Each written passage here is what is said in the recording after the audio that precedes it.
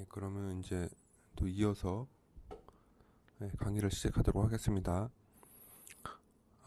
요번 36페이지 이제 설명을 할 건데요. 요 몇 페이지가 아주 중요합니다. TI 제품이 아니더라도, 그러니까 인피니언이나 프리스케일 같은 모든 형태의 그 인베디드 마이컴을 사용하려면 그 입출력 장치, 그러니까 여기 항목으로는 입출력 장치, 제 36페이지부터 설명된 그 몇 가지를 굉장히 잘 알아야 돼요. 그래서 꼭 내용을 여러 번 숙지해서 들으십시오. 아주 중요합니다. 물론 그 입출력 장치라는 거는 우리 인베디드 시스템, 인베디드 마이컴에서 여러 가지죠. 예를 들어 타이머, PWM, ADC 뭐 등등등입니다.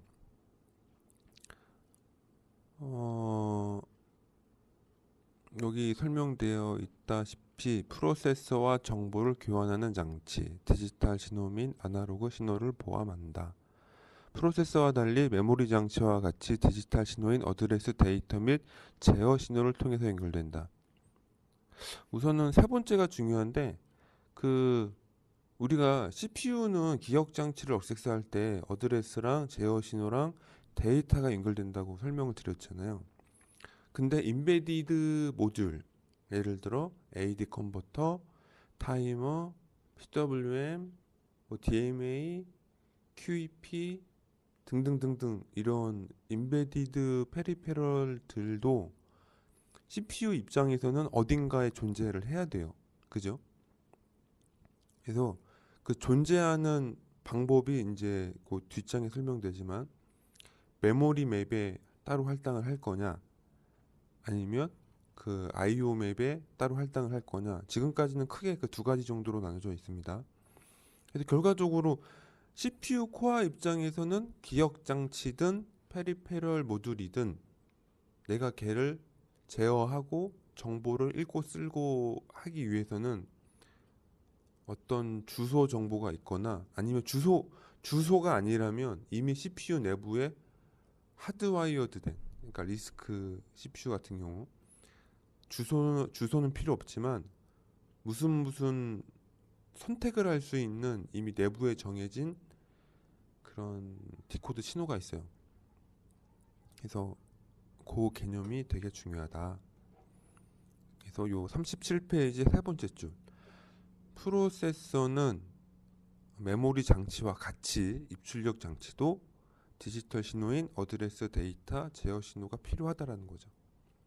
자, 다음 페이지 넘기겠습니다. 38페이지를 보면 다 읽어보셔야 됩니다. 한 단어씩 꼭 한 땀 한 땀 읽으셔야 돼요. 중요해요. 말은 쉽지만 이걸 나중에 막상 설명해 보려면 쉽지 않거든요. 이거 그러니까는 내용이 간단하다고 해서 내용이 가벼운 건 아닙니다. 입출력 장치를 제어하기 위해서는 어드레스 할당이 필요하고, 요 말은 기억 장치든 입출력 어떤 장치, 인베디드 장치든 CPU 입장에서는 걔를 제어해야 되잖아요. 그러니까 어드레스 할당이 필요한 거예요. 걔를 특정화할 수 있는 어떤 수단, 그게 CPU의 입장에서는 주소거든요. 주소. 그 개념이 꼭 필요합니다. 하고 데이터를 교환하기 위한 데이터 버스와 제어 신호가 사용된다. 요 말은 예를 들어 우리가 PWM을 제어한다고 쳤을 때 어떤 주기, 그렇죠? 몇 헤르츠를 발생하기 위해서 어떤 정보를 기입해야 되잖아요. 그 방법하고 기억 장치, 그러니까 SRAM이나 플래시에서 데이터를 읽고 쓰는 데이터가 서로 다른 게 아니라는 거죠. 다르지 않아요. 그러니까 인베디드 모듈이든 기억 장치든 간에 어드레스가 필요한 것처럼 데이터 버스도 똑같이 필요한 거예요. 왜냐하면 어떤 정보를 썼다가 읽었다 해야 되니까. 그 개념이 필요합니다. 자, 그래서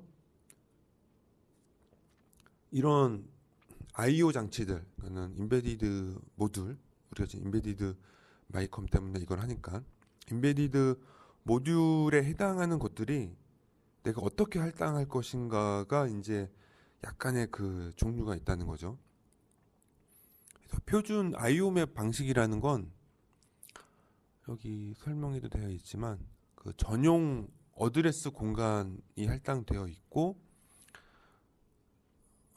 있습니다. 그 인텔 CPU가 대표적인 예인데, 인텔 CPU는 그 제어 신호에 IO라는 게 따로 있어요. IO였나? IO 레디였나? 뭐 신호가 IO 셀렉트인가가 따로 있습니다. 그러니까 칩 셀렉트, 그러니까 일반 메인 메모리 그냥 하는 칩 셀렉트랑 그 IO 쪽을 억세스하는 그 칩 셀렉트 제어 신호가 따로 있었어요. 제가 방금 말한 칩 셀렉트라는 거는 어떤 소자를 선택하기 위한 제어 신호인데, 인텔 CPU는 메모리용 제어 신호랑 그 IO용 제어 신호랑 따로 독자적으로 되어 있습니다. 근데 반면에 이거를 구별하지 않고, 그러니까 뭐 메모리 소자용 제어 신호, IO 인베디드 모듈용 제어 신호, 이걸 나누지 않고 다 똑같이 메모리든 IO든 그냥 동일한 조건으로 억세스 하도록 되어 있는 경우를 그 메모리 맵디드 방식이라고 불러요. 그래서 이런 소자들은 이거죠.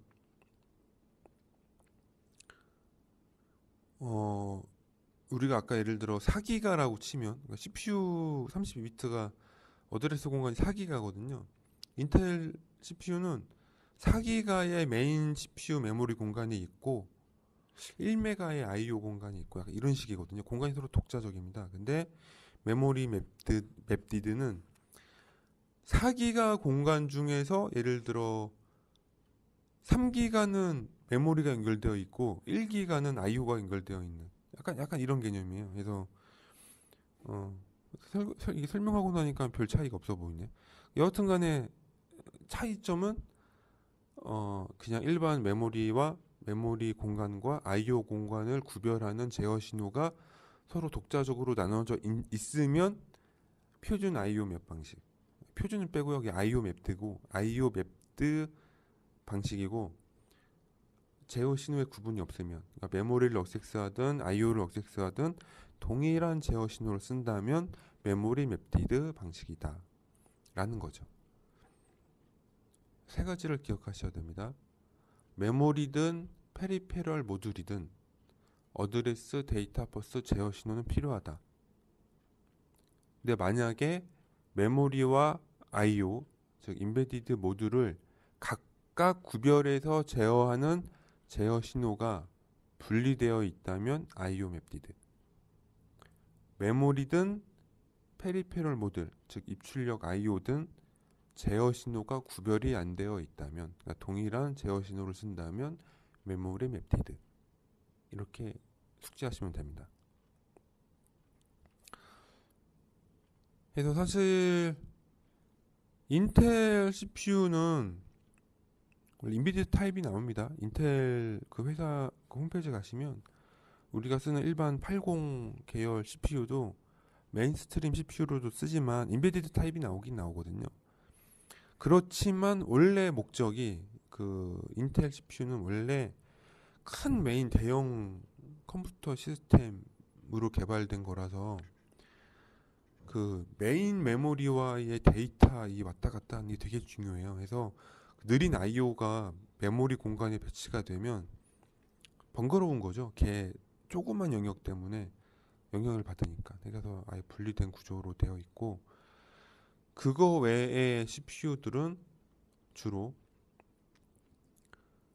산업용이나 중소형 어떤 컴퓨터 시스템으로 많이 사용돼서 이 메모리 맵을 나누게 되면 이제 약간 좀 신호도 많아져야 되고 프로그램 짤 때도 약간 좀 명령어가 다르거든요.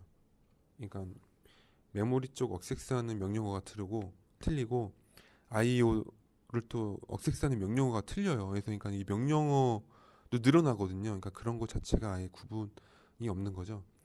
그래서 메모리 맵디드 방식이 뭐 인베디드 타입이나 요새 암 정도, 그러니까 소용량 메모리를 쓰는 그런 메인스트림 CPU에 아주 널리 퍼져 있습니다. 그래서 여기 표에 있는 걸 한번 쭉 보시면요. 입출력 장치, 그 메모리 맵 방식, 입출력 장치의 영역이 메모리의 일부를 I/O 장치로 사용. 명령어는 메모리와 I/O 장치 모두 메모리 동작 명령어로 억세스. 명령어가 구별이 없는 거죠. 단지 각각의 영역은 어드레스로만 구별이 된다. 아주 중요합니다. 메모리가 될지 페리페럴 모듈이 될지는 모르지만 걔를 구별 짓는 특정 짓는 방법은 어드레스입니다. 주소 정보. 그게 아주 중요해요. 하고 하드웨어로는 이게 어드레스를 해석하는 디코더 회로, 그러니까 메모리 매니지먼트 유닛이죠. 아니면 메모리 매니지먼트 컨트롤에 따라 메모리 혹은 I/O 장치가 선택된다고 되어 있는데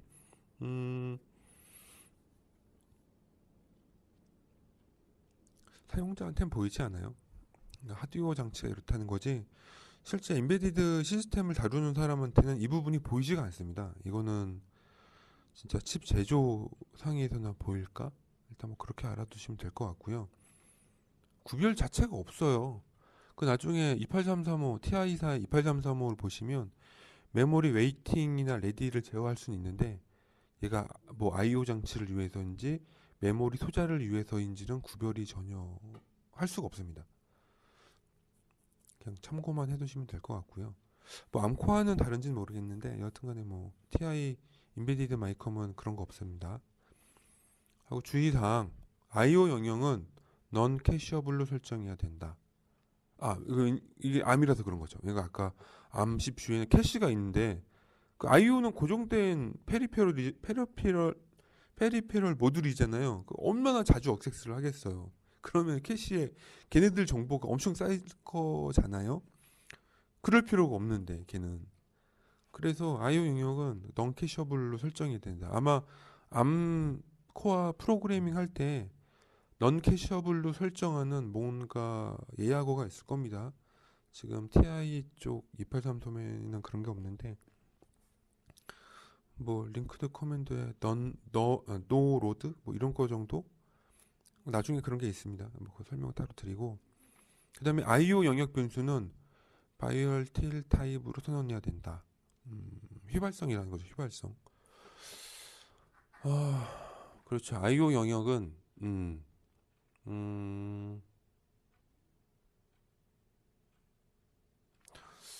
이게 I/O 영역이란 단어의 뜻이 다른 게 있는지 모르겠는데 원래 사실 I/O 영역이 휘발이진 않는데 그죠? 근데 이런 의미로 휘발인 것 같아요. 전원이 꺼지면 그 인베디드 모듈 안에 있는 정보도 지워져요. 우리 SRAM처럼. 그래서 우리가 28335 같은 경우에 부팅하면 가장 먼저 하는 게 그 페리페럴 모듈들 초기화하는 과정이 있잖아요. 그런 개념으로 봤을 때는 휘발성 소자인 거죠. 그래서 바이오틸 타입이다라고 아마 얘기하는 것 같아요. 참고하십시오. 여하튼간에 I/O 맵 방식은 지금 인베디드 쪽에는 잘 없는데 I/O 맵 방식이라면 그 제어 신호가 달리 나오고 명령어도 서로 틀려요. 그래서 그런 차이가 있다. 보시면 됩니다. 그 다음에 메모리 맵 페리페럴, 그러니까 메모리 맵드 그러니까 메모리 공간을 메모리 맵드 방식으로 관리하는 거에 대한 설명을 드렸고요. 기억하셔야 할 거는 메모리 소자나 페리페럴 모듈이 명령어 관계없이 제어 신호 관계없이 동일한 공간에서 제어된다. 이게 중요합니다. 그래서 나중에 엔비디드 무슨 데이터 시트에 보실 때 그 메모리 맵디드 막 이렇게 설명이 나오면 그런 의미로 아시면 돼요. 그 다음에 이 I/O 장치들은 굉장히 느리거든요. 느리다고 하는 게 아니라 동작 속도가 빠른 것도 있는데요. 그 동작의 결과를 매번 메모리를 썼다 지웠다 하면서 할 수가 없거든요. 예를 들어 휴대폰이라고 치면 내가 엄마 아빠 집사람 큰딸 작은딸 뭐 큰아들 작은아들 친구들 전화를 항상 걸어놓고 걔네들이 무슨 말을 할 때까지 기다린다. 이거 비효율적이잖아요. 전화할 때 통화 버튼 누르고 전화를 해서 그 사람이 전화벨이 울리면 전화를 받는 거죠. 그래서 그 페리페럴 모듈이나 I/O 장치 같은 경우는 어떤 동작에 대한 결과가 각각의 장치는 빠를진 모르겠지만 동작 완료가 굉장히 느린 거죠. 주기가 있어요. 그래서 그런 거를 효율적으로 관리하기 위해서 익셉셔널 혹은 인터럽트라고 하는 어떤 하드웨어적 소프트웨어적 구조를 채택하고 있습니다. 근데 방법이 두 가지가 있어요. DMA를 제외한다면 DMA는 약간 좀 다른 개념인데 여기서는 뭐 같이 넣어놨네요. 입출력 장치를 관리한다는 차원에선 DMA도 맞죠. 근데 이제 인터럽트라는 것을 설명하려다 보니까 폴링 방식은 뭐냐면 어떤 동작이 완료되면 그러니까 인베디드 모듈이 어떤 동작이 완료되면 나 완료되었어요. 나 그 동작이 뭔가 발생했습니다라는 정보를 레지스터의 데이터로 써줘요. 그래서 그 써진 데이터를 내가 가끔가다 한 번씩 보는 거예요. 그게 동작이 됐는지. 그게 폴링 방식입니다. 사람으로 치면 이메일이 왔나? 한번 이메일 한번 열어보는 동작. 아니면 휴대폰에 메시지가 한번 왔나? 메시지를 한번 확인해보는 동작. 이런 게 폴링 방식이에요. 대표적으로. 무슨 말인지 아시겠죠? 이거 폴링 방식이고요. 근데 폴링 방식은 여기서는 이제 약간 프로그램적 제어 방식으로만 설명되어 있는데 이게 하드웨어도 폴링 방식이 있어요. 그러니까는 뭐냐면 이걸 뭐라고 말해야 되지?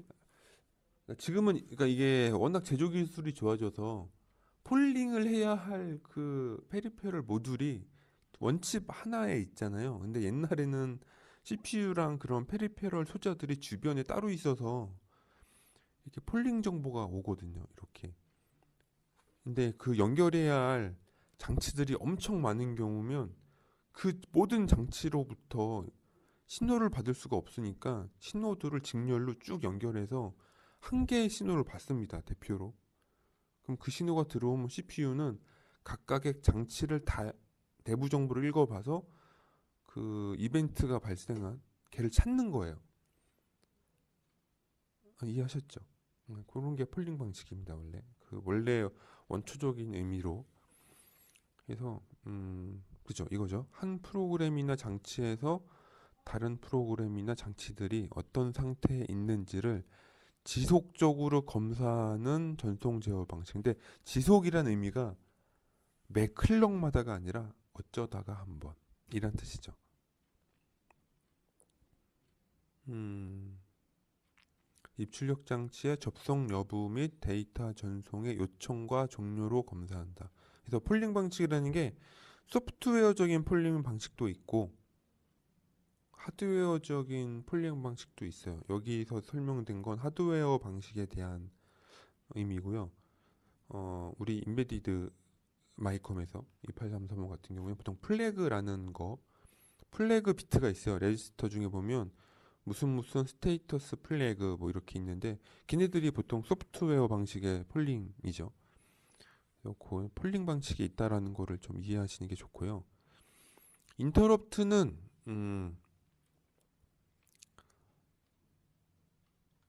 CPU랑 어떤 페리페럴이랑 1대1로 연결된 신호예요. 그래서 그 신호가 들어오면 CPU는 바로 걔를 대응을 해줘야 됩니다.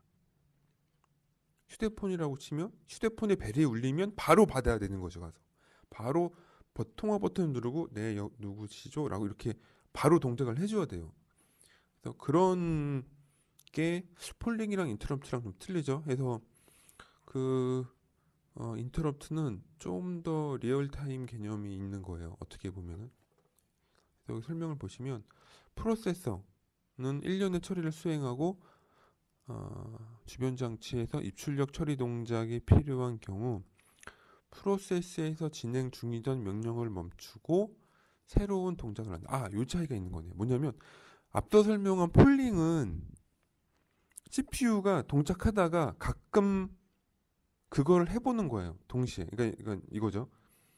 뭐라고 해야 되냐 이거. 그러니까는 내가 일을 하다가 가끔 스마트폰을 열어서 메시지가 왔는지 확인하고 안 오면 다시 일하고. 근데 이 동작이 연속된 동작인데 인터럽트는 막 일을 하고 있는데 메시지가 왔다고 삐뽀삐뽀가 아니라 띠롱띠롱 하고 핸드폰이 울리죠. 하면 내가 하는 일을 멈추고 가서 걔를 확인하고 와서 다시 일을 하는 거죠. 요 차이인 겁니다. 요 차이.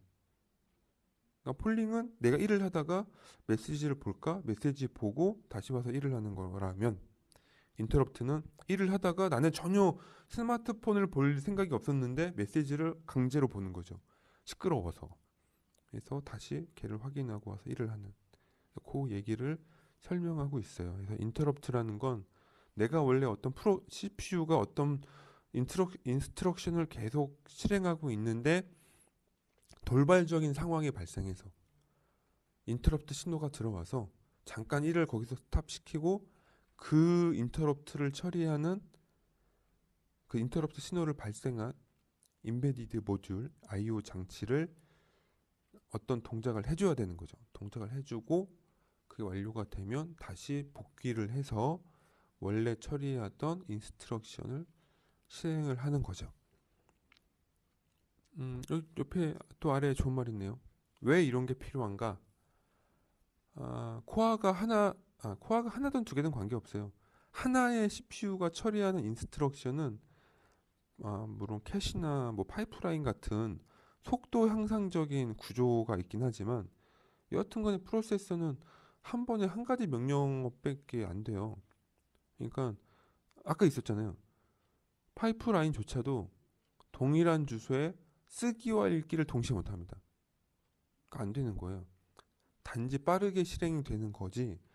여하튼간에 모든 CPU는 그냥 근본적으로 한 개의 명령어만 매 순간 한 개의 명령어만 실행이 돼요.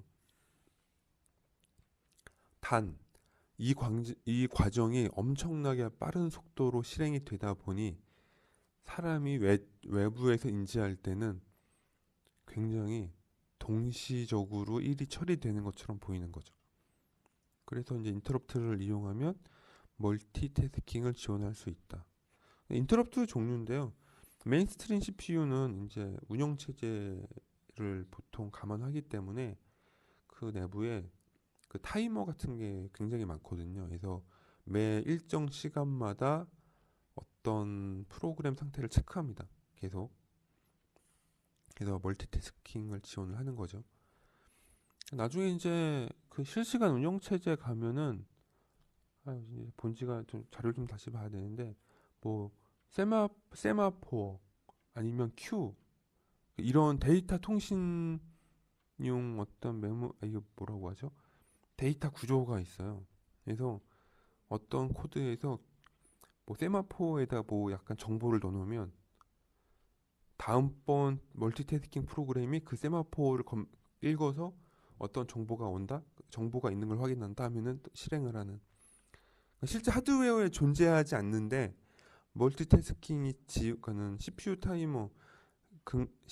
타이머를 근거로 움직이는 주기적 동작 조건을 멀티태스킹으로 구현하면 그렇게 소프트웨어로 구현된 어떤 메시지 채널들, 그 세마포나 큐 같은 걸 이용해서 그런 마치 우리가 일반 PC에서 보는 그런 동작들을 실행할 수가 있는 거죠.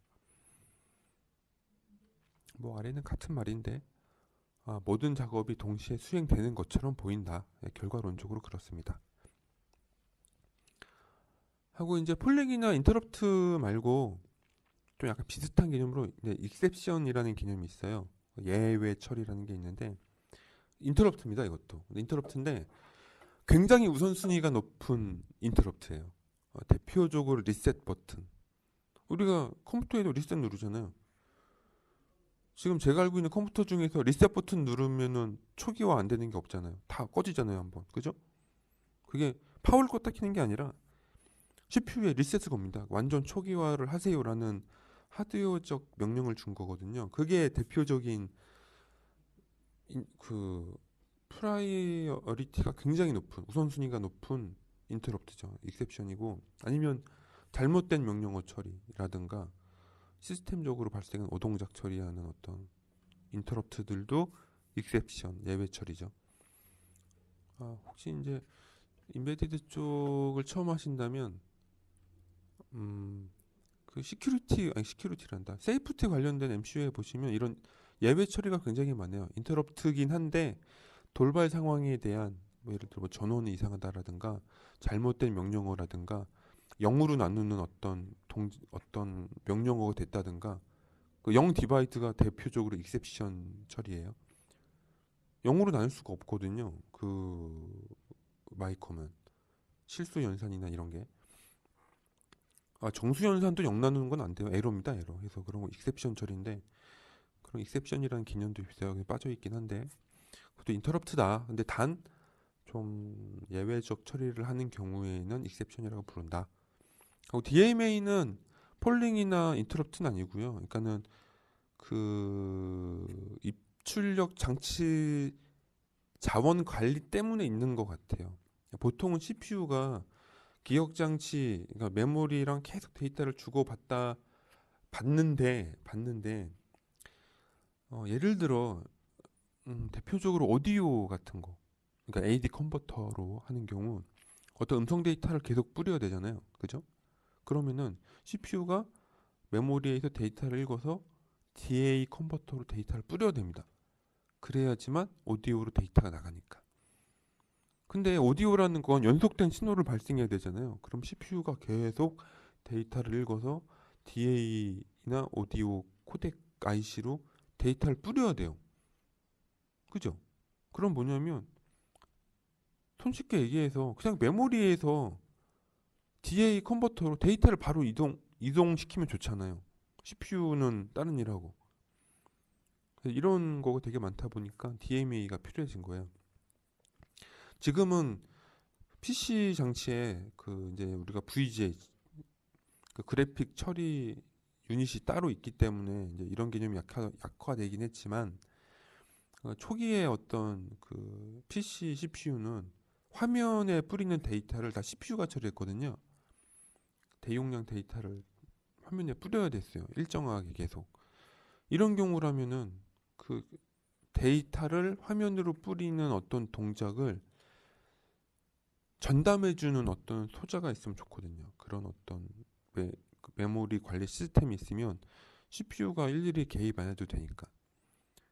그래서 CPU는 뭐 개입 없는 건 아니고요.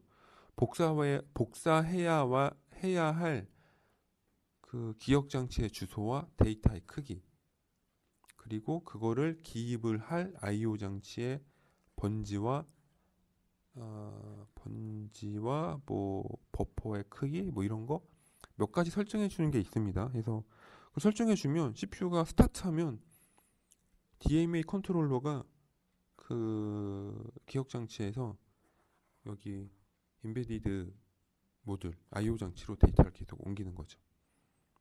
그래서 이건 뭐 인터럽트나 폴링과는 약간 다른 거고 그냥 자원 관리 차원에서 설명이 된 것 같아요.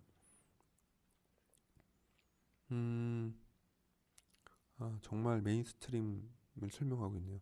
자, 41페이지에 보면은 인터럽트 인터페이스라고 되어 있고 인터럽트 제어기라고 있는데 TI사 기준으로 하면은 PIE입니다. PIE인데 그 페리페럴 인터럽트 익스펜션이라고 하는 모듈이 있어요. 그거를 보시면 이 인터럽트 제어기라는 부분이 대체가 되고 있는 거죠.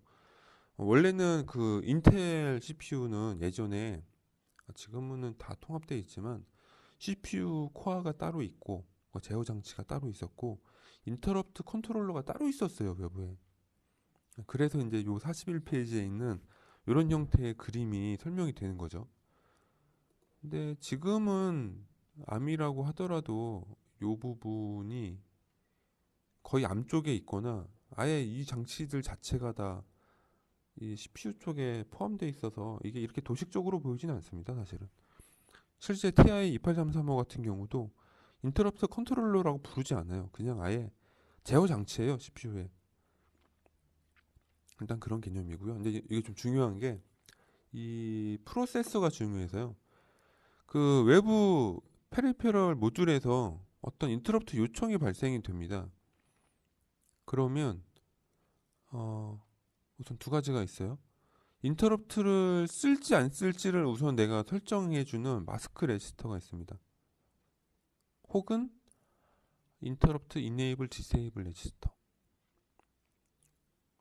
물론 TI 28335는 개념이 두 가지가 다 있어요. 일단 인터럽트 자체를 쓸 거냐 말 거냐 하는 레지스터가 있고, 인터럽트 마스크 레지스터라고 그 인터럽트를 아예 그냥 잠깐 막는, 동작하지 않도록 그 레지스터가 따로 있어요. 하고 펜딩 레지스터는 앞서 설명된 폴딩이랑 관련된 건데, 보통은 그냥 플래그 레지스터라는 용어가 더 일반적이에요. 물론 메인스트림 CPU 설명할 때는 펜딩이란 용어가 뭐 쓰는지 모르겠는데, 그냥 TI 28335라고 치면 그냥 플래그 레지스터입니다. 인터럽트 발생 상태를 저장하는 레지스터죠. 그래서 이게 오면은 요게 인터럽트 요청을 합니다. 이거는 이제 메인스트림 암 자료라서 그 IRQ 인터럽트 리퀘스트라는 신호가 들어가는 걸로 이제 설명을 하고 있는데, TI 28335는 이게 내부적으로 있는 신호다 보니까 따로 IRQ라고 부르진 않고요. 그냥 메인 인터럽트 시그널이 하나가 있어요. 메인이요. 메인은 하나고 밑에 쭉 다 합치면 96개에다가 한 100개 거의 가까이 됩니다. 100개 넘게 있어요. 일단 그렇고, 그거를 인지를 하면은 그 인터럽트를 인지했다고 인터럽트 리퀘스트 에크 신호를 발생을 합니다. 응답을 주죠. 요거는 이제 큰 CPU에서 이런 거고요. 우리 28335에서는 인터럽트 에크는 없고, 인터럽트를 꺼야 돼요. 그러니까 인터럽트 에크에 해당하는 부분이 뭐냐면 플래그를 꺼줘야 됩니다. 그래서 나중에 TI 28335를 보면 인터럽트가 실행되면 그 마지막 코드에서, 그러니까 인터럽트 처리 루틴이 끝날 때 그 인터럽트 플래그나 에크를 꺼줘야 돼요. 그 에크날 플래그인가? 아마 기억이 안 나네요. 갑자기 이거 워낙 고정적으로 해놓고 쓰다 보니까 이게 안 보면 잊어버려요. 약간 그런 부분이 있습니다. 그래서 인터럽트 제어기는 그 페리페럴 모듈에서 발생되는 인터럽트 요청을 제어 관리를 하죠. 하고 하드웨어에 따라 인터럽트 응답에 대한 신호도 제공한다. 예, 맞습니다. 이런 과정인 거를 기억하시면 됩니다. 그다음에 42페이지 한번 읽어볼까요? 쭉. 인터럽트 요청, 인터럽트 리퀘스트. 우선 외부 장치에서 입출력 동작에 대한 처리를 프로세서에 요청. 동일합니다. 인터럽트 발생은 하드웨어적으로 이루어진다. 항상 이러지 않아요. 하드웨어적으로 발생할 수도 있고, 소프트웨어적으로도 발생할 수 있습니다. 무슨 얘기냐면은 이제 나중에 프로그램 짜시면 알 텐데, 그 인터럽트가 발생하면 그 플래그가 발생을 해요. 플래그가 0에서 1로 바뀝니다. 하면은 플래그가 1이 되면 인터럽트가 들어왔다고 인식을 해요. TI 28335 같은 케이스는. TI 아니더라도 다 마찬가지입니다. 플래그에 소프트웨어적으로 1을 줘도 발생해요. 인터럽트가. 그래서 꼭 하드웨어적으로만 발생하진 않아요. 그러니까 이거는 뭐 상황에 따라 다르겠지만 하드웨어적으로도 발생하고 소프트웨어적으로도 발생한다. 네, 일단은 그렇다는 거고요. 정말 중요한 개념이 나왔네요. 인터럽트 벡터. 자, 약간의 설명이 좀 길 것 같네요. 자, 우리가 인터럽트가 발생하면 현재 실행하는 인스트럭션을 중지하고 그 인터럽트 처리를 하는 인스트럭션이 실행이 돼야 돼요. 즉 내가 쭉 어떤 프로그램을 실행하다가 인터럽트가 발생하면 그 인터럽트를 처리해 주는 어떤 프로그램을 따로 실행해야 되는데 과연 그 프로그램은 어디에 있을까요? 예, 기억 장치에 있죠. 근데 기억 장치 어디에 있는지 알고 있어야 돼요. 그죠? 그래서 각각의 인터럽트가 발생했을 때 처리해야 하는 인터럽트 루틴 혹은 인터럽트 함수를 관리하는 방법이 그 인터럽트 벡터, 인터럽트 주소를 관리하는 겁니다. 그래서 인터럽트가 발생하면 인터럽트 리퀘스트가 생기면 CPU는 현재 하던 동작을 멈추고 해당 인터럽트를 처리하도록 지정된 인터럽트 벡터, 인터럽트 주소, 인터럽트 함수의 주소로 점프를 하는 겁니다. 그럼 거기서 막 인터럽트 처리를 해요. 처리가 완료되면 다시 그 인터럽트 벡터가 불려졌던 시점, 그러니까 원래 실행됐던 프로그램 쪽으로 다시 돌아오는 거예요.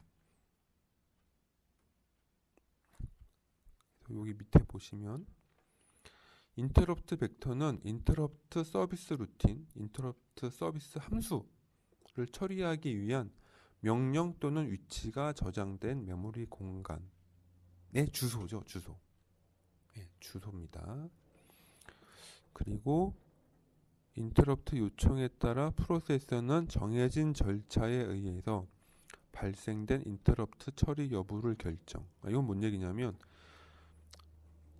쭉 실행됐던 프로그램을 중지하고 인터럽트 루틴을 실행해야 되잖아요. 그러니까 결과적으로 보면은 하다가 딴짓해야 돼요. 그러면은 다시 오려면 원래 내가 뭘 하고 있었는지 기억해야 되거든요.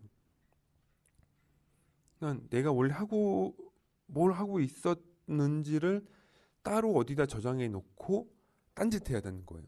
쉽게 얘기하면. 그래서 그런 거를 여기서는 인터럽트 정해진 절차라는 거죠. 정해진 절차에 의해서 인터럽트가 발생했네. 그럼 내가 지금 실행하는 프로그램의 위치랑 지금 계산하고 있던 데이터들을 어디다 저장을 하고 인터럽트 루틴으로 간 다음에 인터럽트 루틴에 있는 어떤 데이터를 계산하고 그 실행을 하죠. 다 완료가 되면 다시 원래대로 와야 할 실행해야 할 그 정보를 아까 저장했던 그 프로그램의 위치랑 또 그때 썼던 데이터들을 복구를 해야 됩니다. 그 얘기를 얘기하고 있는 거예요. 그래서 인터럽트를 서비스하는 절차를 수행한다. 이게 제 말은 두 줄인데 28335나 이런 인베디드 이거 설명할 때 가장 설명하기 어려운 것 중에 하나가 인터럽트입니다. 왜냐하면 인터럽트를 이해하려면 CPU가 메모리 맵디드이면 거기에 어떤 공간에 메모리가 있고 또 어떤 메모리라고 하면 SRAM이나 플래시가 되겠죠. 하고 인터럽트를 발생한 인베디드 모듈도 어딘가에 주소가 있을 거예요. 이 개념을 이해를 해야 돼요. 그죠? 그리고 인터럽트가 발생하면 그러니까 메모리에 있던 플래시에서 막 동작하던 걸 멈추고 플래시에 있던 어떤 위치로 점프를 해야 돼요. 인터럽트 서비스 루틴을 실행하기 위해서. 그리고 또 수행을 하고 나면 다시 점프하기 전으로 돌아가야 돼요. 그러니까 이런 일련의 과정을 설명하려면 CPU 구조에 대한 이해가 있어야 되거든요. 그리고 이렇게 동작하도록 그 CPU와 나의 프로그램 코드가 또 매칭이 돼야 됩니다. 이런 과정을 이해시키기가 어렵죠. 그래서 중요하다고 이제 설명을 드린 거예요. 요 인베디드 강좌가 기본적인 내용이긴 하지만 그래서 요 자료도 꼼꼼하게 보시고요. 제가 설명해 드린 것도 반복해서 좀 들으시면 많은 도움이 될 겁니다. 자, 그래서 결론은 인터럽트라고 하는 건 CPU와 연결된 I/O 장치, 인베디드 모듈에서 어떤 동작이 완료가 되면 이거를 처리해 달라고 CPU에 동작을 요구하는 겁니다. 동작을 요청하는 방법은 하드웨어적인 신호도 있고 플래그나 펜딩이라는 어떤 그 비트를 0에서 1로 혹은 1에서 0으로 만들어서도 가능해요. 그래서 이게 오면은 CPU는 현재 실행 중인 프로그램을 중지해야 됩니다. 중지하고 현재 실행 중인 프로그램의 위치, 프로그램의 주소 정보와 연산 중인 데이터를 어떤 메모리는 스택이라고 부르는데 저장을 해야 됩니다. 걷다가 백업을 해놓고 인터럽트 벡터, 그 인터럽트가 요청된 인터럽트에 해당하는 인터럽트 벡터 주소로 가서 인터럽트 루틴을 실행을 합니다. 서비스를 실행이 완료되면 아까 백업된 프로그램 주소랑 프로그램 데이터를 복구를 하고 다시 원래 실행됐던 과정을 쭉 처리를 하는 거죠. 이거가 인베디드 CPU에서 되려면 인베디드 CPU에 대한 메모리 맵 구조나 인베디드 맵에 있는 SRAM, 플래시, 인베디드 모듈, 인터럽트 벡터 주소, 인터럽트 벡터도 결과적으로 어떤 인터럽트 함수의 주소를 저장하는 공간인 거잖아요. 그러니까 메모리에 존재하는 거거든요. 그러니까 메모리 맵들이라는 걸 이해를 해야 돼요. 다 연결되어 있습니다. 그것도 알아야 된다는 거죠. 그래서 이런 게 되게 상호 유기적으로 연결되어 있다. 그래서 이러한 인터럽트 발생 예가 뭐 대표 몇 가지가 있네요. 통신, 뭐 아니면 전송 에러, 인터넷 데이터 수신, 인터넷 전송 에러, 암이라서 아직 통신 쪽만 나와 있네요. 근데 28335라면 뭐 PWM이나 뭐 ATC나 타이머나 엄청 많죠. 여러 가지가 많습니다. 좀 어디까지 설명을 해야 되나? 인터럽트까지만 끝낼까요? 그래서 인터럽트 발생에 의한 프로세서의 흐름 제어, 아주 좋은 설명이 있네요. 이 메인 프로그램은 쭉 실행이 되는 거예요. 이렇게 반복적으로 어떤 메인은 계속 돌고 있고요. 중간중간마다 그 페리페럴이나 I/O에 의해서 인터럽트가 발생하면 잠깐 메인 프로그램은 멈추고 인터럽트 서비스 루틴을 실행을 하는 거죠. 근데 이게 매번 이렇게 실행이 되는 겁니다. 지금 현재 그림에만 설명된 내용이라면 이거는 단일 단계 이걸 뭐라고 용어 부르는 게 있는데 기억이 안 나네요. 인터럽트 단계가 한 번만 허용되는 구조인 거고요. 인터럽트 실행 도중에 또 인터럽트가 실행되도록 할 수도 있어요. 프로그램을 그렇게 짜야 되는데 이런 경우는 이제 이게 그 다중 인터럽트 구조라고 해서 네스티드 인터럽트 뭐 이렇게 철자가 맞는지 모르겠네요. 거의 실시간에서는 거의 이런 식으로 프로그램을 안 짜다 보니까 자주 쓰진 않아서 제가 용어 기억이 안 나는데 약간 네스티드 됐다고 하는데 뭐 이렇게 인터럽트가 이렇게 한 단계만 있을 수도 있고 여러 단계가 이렇게 복합적으로 이제 생길 수도 있어요. 근데 인터럽트 발생에 의해서 흐름은 이런 식으로 실행이 된다. 그 다음에 인터럽트 벡터에 대한 설명이네요. 인터럽트 서비스 루틴을 처리하기 위한 명령동은 위치가 저장된 메모리 공간을 벡터다. 그래서 TI 28335에선 이거를 PIE가 아니라요. 인터럽트 벡터 공간이 따로 있어요. 이거 맨날 프로그램적인 것만 보다 보니까 좀 이따 유저 가이드 한번 띄워보죠. 벡터 맵이 따로 있거든요. 고정되어 있습니다. 이게 주소, 인터럽트 서비스 루틴의 함수 주소를 저장하는 메모리 공간이 있다. 일단 그거고요. 벡터 주소 지정 방식이 고정과 벡터가 있다. 예를 들어 이거죠. 고정의 대표적인 예가 리셋입니다. 리셋. 리셋은 버튼 딱 신호 들어오면 바로 초기화 동작을 하잖아요. 그죠? 이건 고정이거든요. 대표적인 좋은 예죠. 그래서 어떤 인터럽트 예제를 처리하는 그 루틴에, 그러니까 ISR이 특정 위치에 고정되어 있는 경우고요. 벡터 인터럽트는 그러니까 가변 가능합니다. 그러니까 우리 개발자가 임의로 변경 가능한 구조로 그냥 이렇게 보시면 돼요.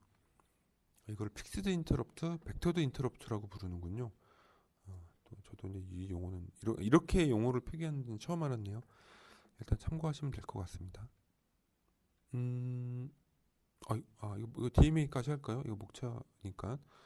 DMA는 이제 앞서 말씀드렸다시피 원래는 요 가운데 파란색 박스가 없다면 프로세서가 항상 구조가 이렇죠. 프로세서가 주 메모리나 인스트럭션이랑 왔다 갔다 하고요. 그 왔다 갔다 한 다음에 어떤 동작을 입출력 장치에다가 읽거나 쓰는 거잖아요. 그러니까 항상 프로세서가 중계를 해야 돼요. 근데 아까처럼 뭐 오디오 그러니까 연속으로 데이터를 써야 되는 경우 아니면 고속 데이터 그러니까 이더넷이나 뭐 28335라면은 MCBSP 멀티 채널 뭐였지? MCBSP 아닌가요? 채널 잘 안 쓰던 통신 포트다 보니까 기억이 안 나네. 멀티 채널 뭐뭐뭐 포트 있어요. 뭐 그런 것처럼 굉장히 고속으로 데이터를 보내야 되는 통신 채널 같은 경우는 매번 CPU가 하는 것보다 뭐 DMA 쓰는 게 좋거든요. 그러니까 바로 DMA가 CPU 통하지 않고 다이렉트로 이렇게 독자적으로 쓰는 게 가능하죠. 근데 이것도 유효한 뭐 극적인 효과를 보려면 하나의 칩에 인베디드 된 구조일 때가 가장 좋은 거예요. 사실은 옛날 인텔 CPU 같은 경우는 CPU랑 인터럽트 컨트롤러랑 DMA 컨트롤러가 따로 있었어요. 이것도. 그러다 보니까 이게 사실은 굉장히 복잡한 구조죠. 근데 지금은 뭐 인베디드 돼 있어서 내부에 돼 있다 보니 이 중간에 지금 CPU CPU를 한다. 이 시스템 버스라는 게 나중에 28335에 나옵니다. 이것도 다.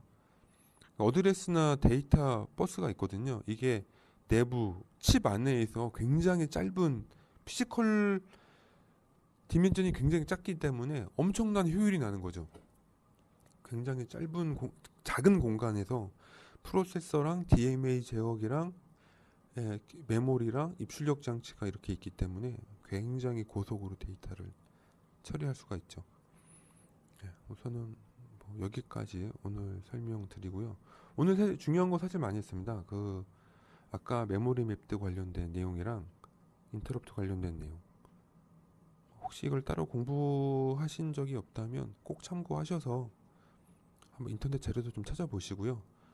요새는 그 네트워크 지식이라서요. 그 인터넷에 찾아보면 우리한테는 구글이 있잖아요. 좀 찾아보셔서 따로도 좀 더 지식도 찾아보시고 그러시면 훨씬 더 나중에 도움이 되실 겁니다.